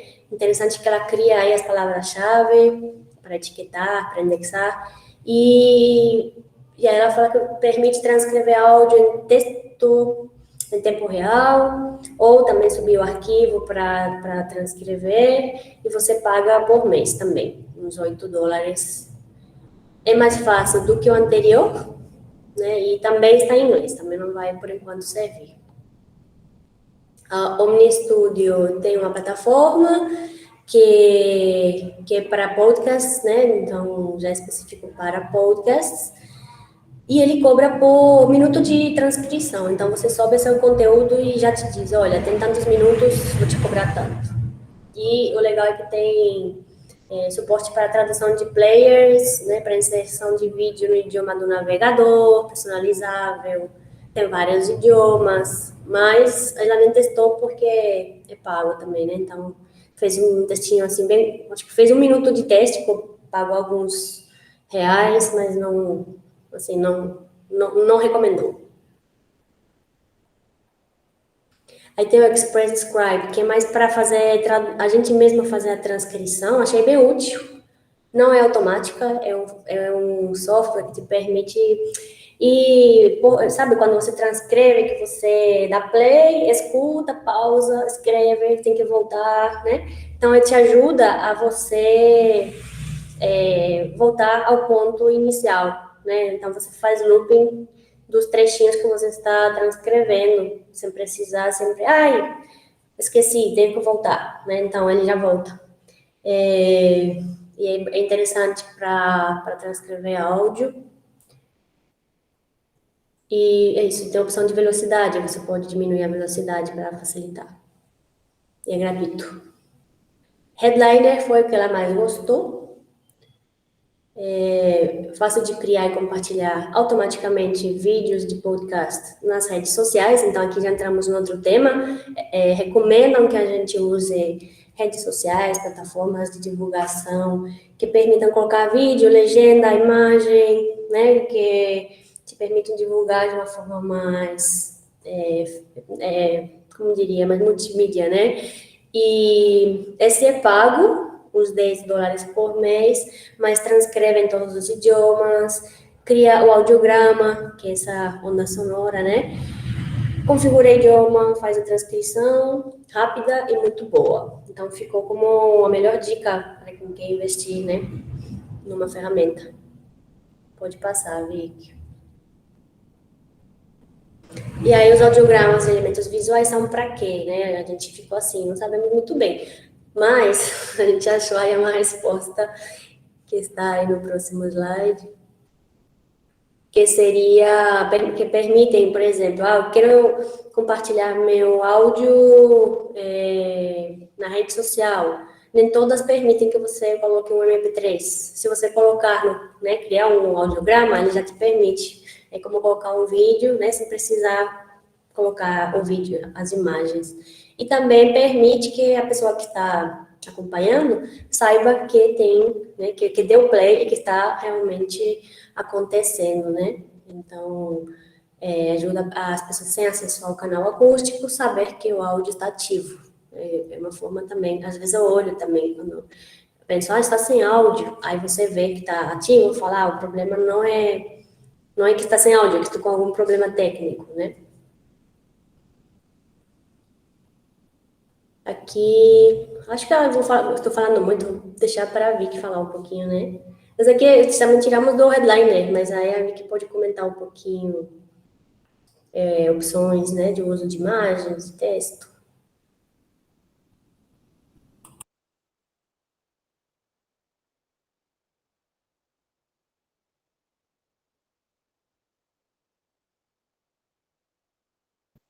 Ou alguém quer perguntar? Bom, vocês veem que tem várias possibilidades, né? Tem a possibilidade de fazer destaques, títulos, caixinha de diálogo, legenda, que te permitem fazer a divulgação do seu conteúdo. Pode passar, Vicky. Aí eu vou deixar você falar, senão ficou falando demais, tá? Beleza. Então, outro recurso possível quando a gente fala do podcast é a aplicação não de roteiro, não de transcrição, mas da própria legenda mesmo, né? As legendas, quando a gente está falando, elas devem ser descritivas, isso é, não só legendar a fala da pessoa, mas legendar, usar aqueles recursos de colocar elementos paralinguísticos, de colocar informações sonoras, de música, efeitos sonoros. Elas podem ser interlinguais. Como assim interlinguais? Eu legendo meu podcast em português, eu vou legendar ele para o português, não é uma tradução que eu faço para outro idioma, eu faço dentro do meu próprio. E podem ser legendas ocultas, que são aqueles tipos, por exemplo, da do YouTube, que ela tá lá, mas você só ativa se você quiser ver a legenda. Do contrário, ela fica escondida até que o usuário precise. E as legendas, assim como a questão da descrição que ela não estava falando, já existem algumas ferramentas para ajudar a automatizar. Essas ferramentas, tudo que é automático, claro, a gente não pode garantir que seja perfeito, mas ajuda, agiliza o processo da legendagem. Então, esse aqui é o AutoCap. Ele está sendo muito usado agora por influencers que querem fazer a legenda de vídeos do Story do Instagram. Eles usam muito esse recurso. Ele já cria a legenda e já queima, que é quando a legenda fica embutida no texto, não é essa que você consegue ligar e desligar, mas é feita de forma automática, funciona bem para o português e para uma ferramenta automática ela é bem eficiente. Assim, ela não comete muitos erros da fala, por exemplo, a gente sabe que tem algumas ferramentas, como o próprio Google Docs, que tem algum reconhecimento de voz, mas que são falhos, eles não estão acostumados com algumas gírias, eles não estão acostumados com algumas reduções, e o AutoCap pega muito bem esses detalhes. Então, é uma ferramenta realmente útil nesse sentido. Ok, já vamos passar para o player, mas aí voltando para a questão da legenda. Muitos players não permitem uma legenda no próprio player, mas é aí que vem uma ideia interessante de um podcast que a gente vai mostrar lá no final, que já que vocês, muito provavelmente, sobem um podcast de vocês para várias plataformas diferentes para um alcance maior, então vocês colocam, por exemplo, no Spotify, no Google Podcast, no Deezer, em várias outras mídias, e talvez criam um site, por que não criar um canal no YouTube também? Vocês não precisam fazer um vídeo. Vocês podem ter, por exemplo, o podcast de vocês tem um banner, tem uma logo, coloca a imagem fixa e coloca o áudio, sobe o áudio no YouTube no formato de vídeo, e aí você pode utilizar a legenda. E a legenda do YouTube tem essa vantagem que a gente falou, né? Ela é ativável conforme a vontade do usuário. Então, você pode ativar e desativar. Eu não sei se vocês já brincaram um pouquinho com isso, mas a legenda do YouTube, você sobe ela para onde quiser, ela é ajustável também. Então, é uma ferramenta bem útil e até, se vocês pretenderem no futuro alcançar um público maior e talvez um público internacional, o YouTube permite que você traduza suas legendas. Então, você pode, no mesmo lugar, ter a opção de ativar a sua legenda em português, inglês e espanhol. Então, é uma mídia a se pensar. O YouTube pode ser um aliado na questão da acessibilidade do podcast. E sim, que a Thalisa falou, você pode mudar de cor, você pode aumentar o tamanho, você pode alterar aquele fundo preto para ficar de uma maneira mais confortável para você. Então, você dá muitas opções de personalização para o seu usuário, para ficar mais confortável para ele. E lembrando que o YouTube também tem a questão da velocidade. Então, se a velocidade da fala for um problema, tanto para quem escuta quanto para quem lê a legenda, eles podem aumentar ou diminuir a velocidade. Então, mais uma vantagem aí. E, então, um outro aspecto para a gente comentar é o do player. A gente está falando de acessibilidade de vários recursos e um dos principais para um podcast é o player, que é onde você vai realmente interagir, colocar para rodar, voltar se você quiser. Então, tem algumas funcionalidades no player que a gente tem que prestar atenção, ter um pouquinho mais de cuidado para saber se ele é impeditivo ou não para acessibilidade. Então, aqui tem alguns exemplos. Este é o do DL World Podcast.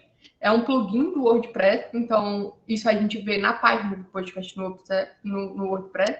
E ele é amigável, porque ele é navegável pela tecla Tab, que isso significa você pode navegar pelo teclado, você não precisa da ajuda do mouse para interagir com ele. Isso é ótimo para usuário de leitor de tela. Tem a opção de aumentar e diminuir a velocidade. E você pode ativar as configurações do controle via teclado, via comando, né? Alt mais uma letra vai avançar, vai aumentar a velocidade, vai diminuir. Então, você realmente pode dispensar o mouse se você quiser. Mas, como a maioria dos players, também dá para interagir com o mouse, clicar nos botões referentes e tudo mais.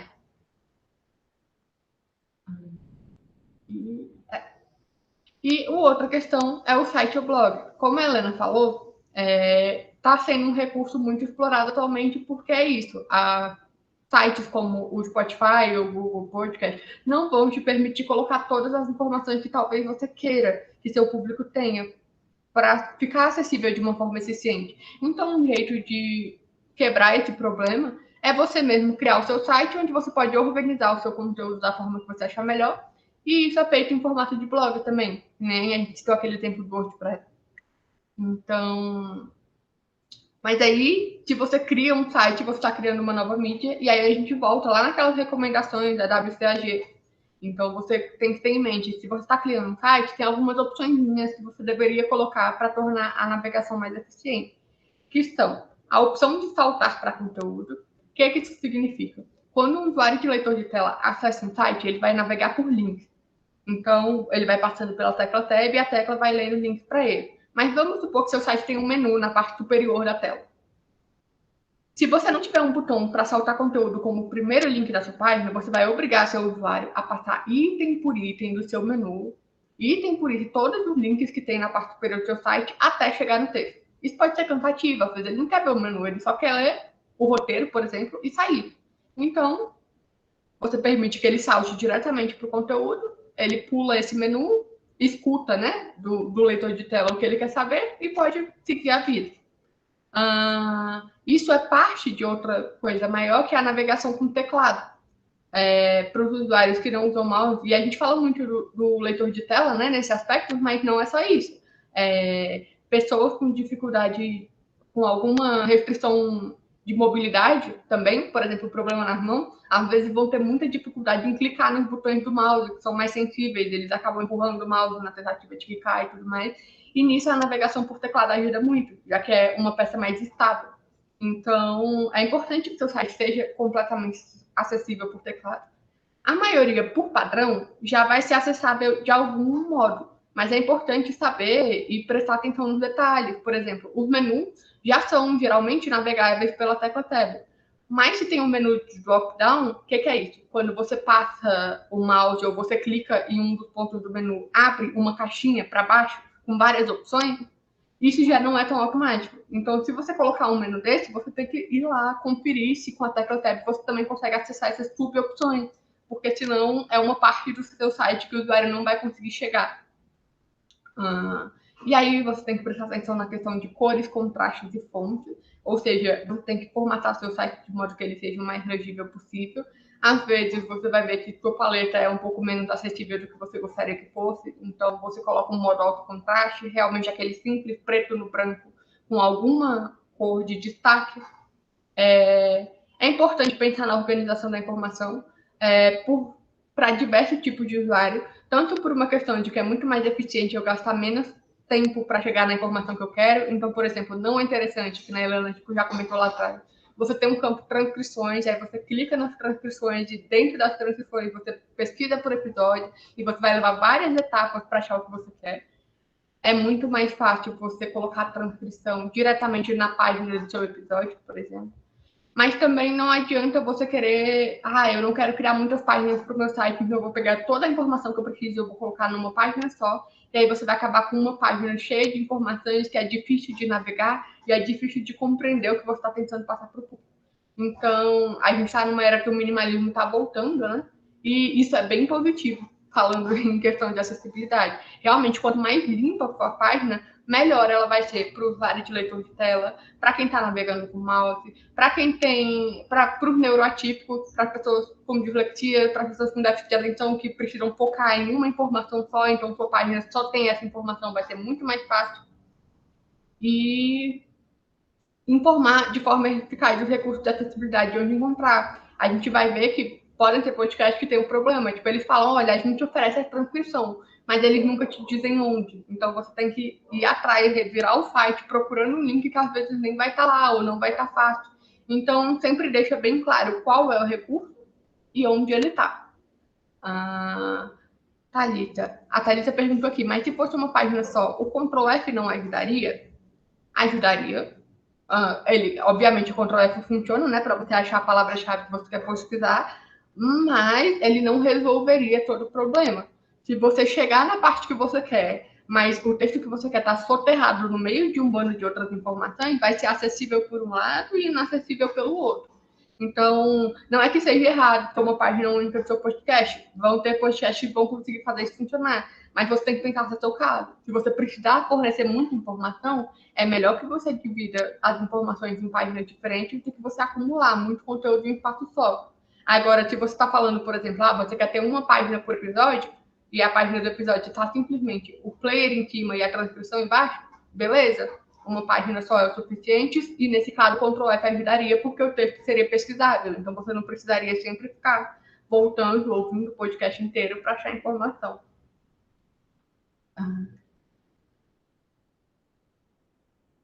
Aqui é um exemplo de um site de podcast, aquele Alaibu, e está marcado com esse setinho rosa o primeiro botão da página, que é justamente esse de pular para o conteúdo. O que quer dizer? Quer dizer que o leitor de tela ele vai pular esse banner aqui, ele vai pular esse menu e ele vai vir direto para a parte que interessa para o usuário, que está bem aqui, que é a informação. Então, ele vai ler o texto e já vai passar para o player, que é aquele player que a gente viu antes, que é navegável pelo teclado, então é bem amigável. Aqui está a URL, né, se vocês quiserem visitar. E aqui está o do The Daily, do New York Times. E, assim, a gente deu o mesmo elemento, ó. O botão de pular para o conteúdo está bem aqui. E aqui é o título. No caso, ele pularia esse título e iria direto para a parte do podcast. Facilita a navegação. Aqui é a página de um episódio específico. Então, você já navegou pelo The Daily e achou o que você queria. E aqui está mostrando o menu de drop-down, que é esse aqui, ó. Você selecionou social e dentro de social você tem mais opções. Esse seria um exemplo do menu drop-down, que é o que a gente tem que tomar muito cuidado, se ele é ou não navegável pela Tracker Tab.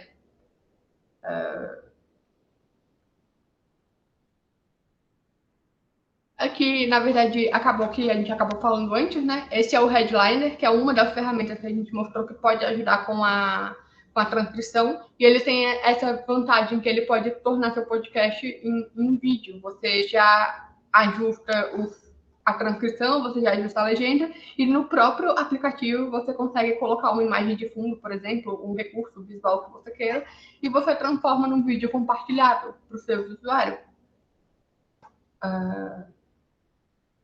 E só para fechar, então, com os exemplos que a gente trouxe, este aqui é um podcast que eu gosto bastante, ele se chama Welcome to Night Vale, ele é em inglês, e ele é um podcast de ficção, isto é um rádio de uma cidade que não existe, e ele vai contando a história da cidade para você vai acompanhando o desenrolar, é uma cidade de fantasia, então vão aparecer vários elementos. E só para mostrar o que acontece, eu vou mostrar que eles têm o canal no YouTube. E eles têm a questão da legenda. Desert community where the sun is é hot, ativável, então the aqui moon a gente não is tá vendo, beautiful, mas eu posso vir aqui e ativar em inglês, velocidade de... E a gente pode ajustar a velocidade de reprodução, né, do YouTube como é o normal. E opa, voltou lá para o início da apresentação. Mas enfim, é realmente só para mostrar que como funcionaria ficar no YouTube. A friendly desert community where the sun is hot, the moon is beautiful, and mysterious lights pass overhead while we all pretend to sleep. E tem uma imagem fixa no fundo. E eles fazem isso com todos os episódios. E por que eu trouxe especificamente eles? Porque eles têm atualmente mais de 300 episódios. E eles se preocuparam em fazer isso em todos. Então, é possível. Inclusive, eles não começaram desde sempre com essa ferramenta de fazer a transcrição, mas quando eles começaram, eles se preocuparam em voltar e deixar tudo acessível desde o começo. E se vocês procurarem esse podcast, vocês vão ver que eles estão em todas as plataformas possíveis. Então, Spotify, Deezer, Google Podcast, toda que você pensar, ele vai estar lá. E eles têm o próprio site, que é organizado de uma forma muito intuitiva. E ele oferece a transcrição também. Então, além da legenda, você pode ir no site, vai ter a transcrição e você pode pesquisar o texto e tudo mais. Então, esse é o podcast, eu posso dizer, dos que eu conheço, é o mais acessível até hoje. Então, eu só queria deixar como exemplo, se vocês quiserem pesquisar. Esse é o nome, tá aqui embaixo. Welcome to Night Vale. E é isso. Em questão do que a gente queria expor, dos exemplos que a gente queria trazer. Obrigada pela participação. Essa é uma discussão que vai continuar, né? Ela nunca tem fim, na verdade. Sempre vão surgir novos recursos, sempre vão surgir novos problemas. E a gente vai falando. E é isso. Se a Ana quer complementar? Não, é até aí que a gente chegou. Vocês podem ter ficado um pouco, né, sobrecarregados de informação, um pouco abrumadas, mas, assim, são as possibilidades que a gente encontrou que podem servir para vocês pensarem, né, tudo que a gente poderia contemplar. Claro que vocês podem falar, nossa, é muita coisa, vou desistir.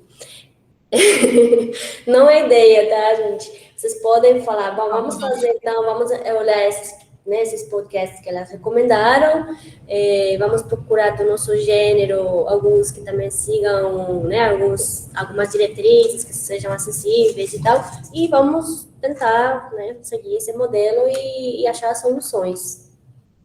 Eu acho que seria um pouco para motivar e não para desmotivar. Eu entendo que para algumas pessoas deve ter sido meio assustador, mas faz parte, assim, a gente tem que começar a pensar nas pessoas, nos usuários, e quanto mais a gente, né, tiver opções, né, diferentes, alternativas, melhor, né? Então, a gente trouxe o máximo de opções possíveis para vocês já terem pelo menos algumas sugestões, né? Espero que tenha ajudado. Com certeza. Nossa, muito obrigado, Helena, Vitória. Quero dar as boas-vindas aqui para a professora Karina, nossa coordenadora também geral do encontro, dando o ar da graça. Está aí na polivalência, né? Entre várias atividades dessa semana universitária. Bem-vinda, Karina.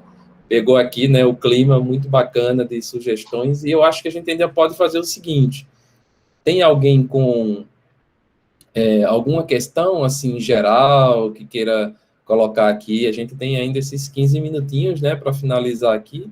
Se alguém quiser fazer alguma pergunta... Eu queria falar uma coisa. Então, eu estava lembrando, quando eu fiz a matização de rádio, que a gente usava um roteiro, que eu acho que pode ser bem utilizado nessa questão também, que é um roteiro da direção tipo de atores, assim. Então ele fala, por exemplo, com alegria, sorrindo, né? Ou senão uma música ambiente, música de terror, ele já vai meio que ajudando, facilitando nesse processo de você não ter que fazer tudo depois, né? Porque a transcrição é um horror. Então, assim, eu acho que facilita, claro que tem essas ferramentas. Achei legal também conhecer essas ferramentas, né? Que faz a transcrição pra gente, então já facilita também. Mas se você já estiver fazendo a direção, já ajuda quem vai gravar e já ajuda para facilitar depois, né? Com certeza. Vou comentar, Helena, Vitória, acho que é isso, né? Ela falou muito interessante, né? Mais alguém? Estou vendo aqui que a Thalita agradece, genial. A Catarina fala parabéns pelo estudo, pela boa vontade. Amei a explicação de vocês. A Thalita reforça aqui, é bastante coisa, mas abre nossa cabeça. Pegar essa fala aqui, porque eu acho que é muito importante, né? Para muitas pessoas, acaba sendo parece que é difícil, né? Mas tem que ser dado o primeiro passo, e essa oficina tem muito isso. Thalita? Então, como eu coloquei no início do encontro, o nosso podcast começou em agosto do ano passado. E aí teve um dia que eu me questionei, cara, as pessoas da comunidade surda não têm acesso a esse conteúdo. Só que, como o nosso grupo é distribuído, tem umas pessoas que participam mais, outras menos, a gente ainda não teve essa oportunidade de criar essa acessibilidade. Mas aí eu tinha pensado que o canal no YouTube poderia ser uma boa opção. A questão do site foi uma ótima sugestão, porque tem essa questão de você poder pesquisar, né, dentro do texto. Então, assim, quero agradecer por esse evento. Fiquei mega feliz quando na Semana Universitária surgiu um evento sobre podcasts, porque realmente, e ainda mais sobre acessibilidade, então trouxe muita coisa, muito conteúdo. Valeu mesmo, gente. Aliás, eu queria até perguntar onde a gente pode pesquisar mais coisas. Tem o grupo Acesso Livre. Quais seriam? Seria eles? Seriam outros? Obrigada. Sobre podcasts, a gente, né? Eu não conheço ninguém que esteja fazendo esse tipo de pesquisa. Tem sites, então acho que uma boa referência para vocês é o Movimento Web para Todos, WMP. Não, meu Deus, MWP, que tem várias recomendações, até tem alguma entrada sobre podcasts, né? E acho que nosso artigo deve sair, né? Uma hora a gente vai fazer essas recomendações e aí vai estar disponível. Mas, por enquanto, assim, é muito em inglês, sites sobre acessibilidade, vocês encontram várias referências e aí a questão é essa, né? Achar soluções que funcionam para a gente em português, que é um trabalho que a gente tem que fazer mesmo, testando e explorando, né? Acho que é isso. Não sei se você, Vitória, tem alguma outra recomendação.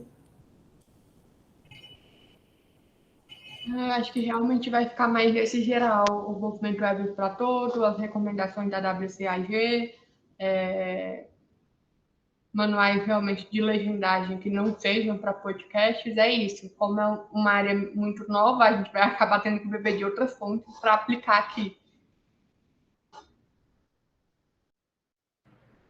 Aqui, atrevidamente, né, eu coloquei um texto que tem como base os estudos, sobretudo da Helena Santiago, da sua tese de doutorado, num livro que ela organizou. Será que você consegue buscar o livro aqui, Helena, sobre... Ele está no site da... Eu não localizei. Consigo, do NB. Uhum. Coletânea? Está no acesso livre? Vou procurar. Tá sim, vou colocar aqui o link. Tem um livro muito legal, ler sobre acessibilidade de uma forma geral é bem legal. Nesse texto também, lá nas referências, né, eu escrevi para a Intercom e tem aí trechos de uma aula e de entrevista com Helena e com Vitória, né? Temos também, gente, sobre acessibilidade, né?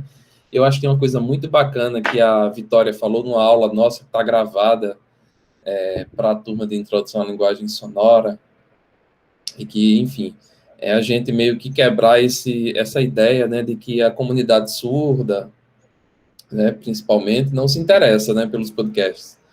Então, primeiro a gente tem que entender o que é acessibilidade, né, e para depois fazer determinadas inferências, né. Eu lembro aqui de um comentário, né, que não foi uma pergunta, na verdade, esse texto aí que é bem introdutório mesmo, um jornalista, eu não vou lembrar agora a universidade, me escreveu um e-mail, né, e me mandou umas perguntas para fazer uma entrevista sobre esse texto. E ele me perguntou assim, mas será que algumas recomendações, elas não são para as produções como um todo e não especificamente para a comunidade surda? Eu disse, nossa, maravilhoso se todo mundo achar que essas recomendações são para todos, porque, de fato, né, são para todos. Se todas as produções, né, passarem a tomar determinadas posturas, né, adotar determinados procedimentos, eu queria destacar isso que a professora Helena falou junto com a Vitória hoje aqui, das soluções serem pensadas no âmbito do planejamento, né? Porque sem planejar, a gente vai ter um pouco mais de dificuldade, não é, Vitória e Helena? Então, eu acho que esse planejamento é importantíssimo, né?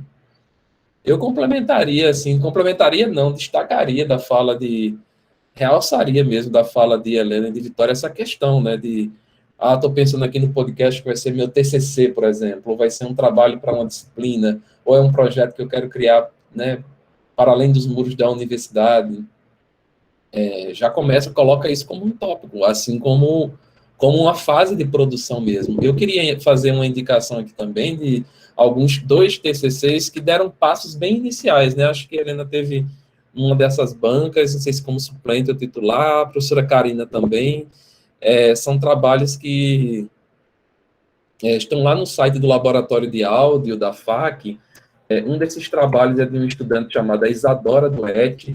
Ela fez um podcast que se chama Sotaques em Tela, e ela quis experimentar. Ela disse, professor, vamos lá, como a gente está numa disciplina que nasceu no laboratório, né?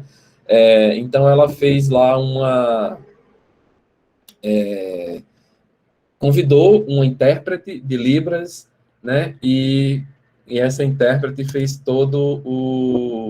a tradução, né, do podcast, e isso está aqui no site. Eu acho que eu achei aqui o link, vou colocar para vocês. E o que é interessante também é ler o TCC dela, assim, porque com base nas coisas que a gente já vem escutando, a Helena sempre nas aulas conosco, a gente vai testando, né, gente? É interessante a gente pensar nisso, tipo, há coisas lá que a gente já pode aprimorar, né, que Isadora fez no roteiro dela, por exemplo.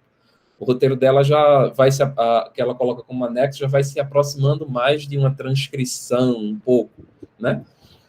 Tem um outro trabalho que fez um exercício nessa área também, que se chama Elas por Elas, que é um podcast sobre mulheres na política. É um piloto, na verdade, né? Eu vou copiar aqui para vocês também, está no site do Labiaudio, da Flávia Said, que agora está como jornalista do Metrópolis. Então, lá nos anexos também tem uma experiência da Flávia tentando trazer esse roteiro acessível, de cuidar também da descrição das imagens que vão para divulgação no Instagram. Então, eu acho que são exemplos aí bem interessantes. E vocês podem buscar esses TCCs no site da BCE, não sei se a gente... como chama lá? Desculpa, Helena, você lembra aqui? Nossa biblioteca? BDM, né? BCE. BDM, UNB. Tá, no repositório, né? Acho que eles colocaram repositório de teses, né? De monografias, eu acho. Uhum. Isso, por exemplo, já achei um aqui, da Flávia. Eu botei Flávia Said Pinheiro, vou colocar para vocês, viu? Aqui, gente, isso não é a gente fazendo propaganda da nossa produção, não é porque é difícil encontrar exemplos, né? Aqui vai o TCC, né, da Flávia Said, que eu acho que ela tentou aí nesse exercício do roteiro, né? E eu acho que um outro trabalho é esse que eu falei, da Isadora Duetti, né? que vocês podem encontrar um exemplo também. Não sei se Helena e Vitória querem dar algum exemplo dos trabalhos desenvolvidos lá, né, no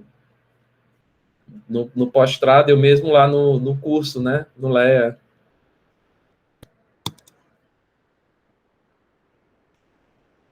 Não, eu acho que não. Na área de podcasts a gente ainda não entrou. Mas então, acho que de uma forma geral, né, algum que vai discutindo assim o conceito, coloquei aqui também o da Isadora Duetti. São 2 TCCs que fizeram experiências, tá, gente? No roteiro e nas redes sociais. Tem o da Paula Martins, do Leia, né, que você foi da banca, que ela gravou lá no Lab Áudio, que ela fez um áudio de vida da turma da banca. Incrível esse trabalho. Como bem legal. Helena? Paula Martins. Vou ver se eu acho o trabalho dela. Uhum. Um trabalho muito legal. Então é isso, gente. Estou adorando, que vai me ajudar muito. A minha tese vai ser justamente nessa área, que eu já comecei a fazer uma pesquisa, mas é mais voltado para o rádio, que é rádio para surdos, mas não é tanto voltado para... É um pouco parecido, mas eu não voltei tanto para a plataforma, mas para a linguagem radiofônica mesmo. E estou anotando tudo aqui que já vou construir meu projeto. Carla, que bom que está ajudando, viu? A Carla é lá da Federal de Juiz de Fora, participando aqui ativamente do NBcast. Então, eu fico feliz, porque é difícil, né? É muito pouca gente fazendo. Exato. É difícil demais. Isso. Então, vamos juntos, né, Carla? Estamos aqui abertos, né? O grupo de pesquisa Acesso Livre. A gente criou uma linha de pesquisa, não é, Helena, para falar disso. Comunicação e, enfim, linguagens, né, políticas e estratégias de comunicação para acessibilidade. É uma linha de pesquisa do nosso grupo, né, do Acesso Livre. Acompanhe, né, o Acesso Livre também aí nas redes, o Postrad, o Lab Áudio e o nosso NBcast, né? Assim, eu pergunto se mais alguém quer fazer alguma colocação. Helena aqui reforçando os nossos arrobas aí, @Acesso Livre UNB no Instagram. Vitória, quer fazer vamos fazer uma rodadazinha aí de consideração final, um agradecimento, como vocês preferirem. E Vitória? Só queria reforçar o agradecimento pelo convite mesmo. A conversa foi ótima, foi bem legal conhecer também você. Espero que tenha ajudado, os links sejam úteis e espero que consiga avançar mesmo nessa questão, né? E esperando ver podcasts um pouco mais acessíveis daqui para frente com essas discussões colocadas em pauta. E é isso, muito obrigada. Maravilha. Helena? Mesma coisa. Agradecer ao Elton por ser sempre um parceiro nas pesquisas, no desenvolvimento dos projetos, na divulgação. Ele organizou esse evento incrível. Imagino que a Karina também, né, está na organização e várias outras pessoas, mas é um evento que ficou gigante, ficou muito incrível. A semana universitária, em geral, está muito, muito boa, né? Está linda de ver. E, enfim, espero que vocês tenham aproveitado bastante. A gente fica à disposição para continuar aprendendo, todo mundo aí, né, achando soluções para tornar a nossa comunicação mais acessível. Ótimo. Que é o nosso objetivo. Então, agradecer, Helena e Vitória, mais uma vez, por tempo de ouro, literalmente de ouro disponibilizado, a generosa apresentação de vocês. Fazer um pedido que eu recebi de sugestão aqui, da equipe, para que vocês que estão aqui e que se interessam, coloquem o arroba de vocês aqui antes de sair, porque às vezes as pessoas querem fazer contato, né, sobre interesses comuns de pesquisa. Quem quiser colocar o seu arroba aqui no chat, né? Enquanto isso, eu vou pedir para Karina fazer um convite para hoje à noite, né? A gente continua a programação, não é, Karina? Exato. Deixa eu abrir aqui, amigo, porque eu estou com 1000 coisas. Gente, primeiro, eu queria agradecer e dizer o seguinte, vou ter que falar, Elton. Helena, eu sou louca para te conhecer, desde que eu cheguei aqui. É verdade. Não é verdade? Eu vou fazer logo essa revelação, porque eu sou relativamente nova na UNB, né? Eu vim da Universidade Federal de Sergipe, E cheguei e logo veio a pandemia, né? Então, assim, eu logo me conectei com o Elton, acho que esse sangue nordestino, né, Elton, nos ligou. E desde que eu conheci o Elton, ele sempre falou muito de ti. Então, eu queria te dizer que, assim, logo que... Feliz hoje de te conhecer, de te ver através do vídeo, mas esperando que logo a gente possa aí fazer esse contato, né? Enfim. Bom, hoje é dia 30, às 19 horas, a gente vai ter o painel, o NBcast 4, podcast em representatividade, escute a negritude. A gente vai receber o Tiago Rogério, do podcast Vidas Negras, e também o Ale Garcia, do podcast Negro da Semana. E a mediação é do Elton. Então, enfim, não percam, a programação continua hoje de noite e amanhã, durante o dia, tem mais. Vai ser bom. Junto comigo hoje, Karina, vai estar também o Marcos Amoroso, que é nosso aluno, né, na FAC, integra lá o Escute a Negritude, que eu quero também sugerir esse @ aqui, enquanto dá tempo, né?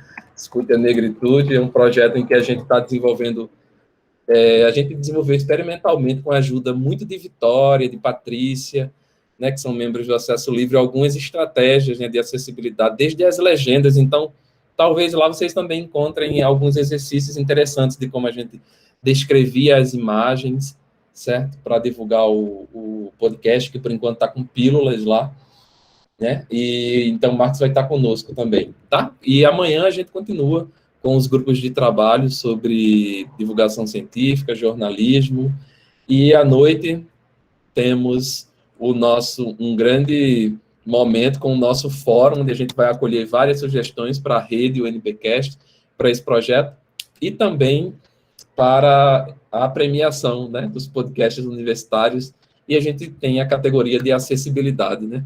Vamos ver quem são os vencedores, né, dessa e outras categorias. Gente, muito obrigado.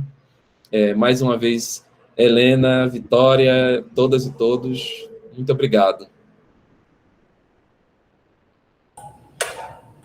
Beijo. Prazer, Karina. Até breve, eu espero. Prazer, Helena. Até breve, com certeza.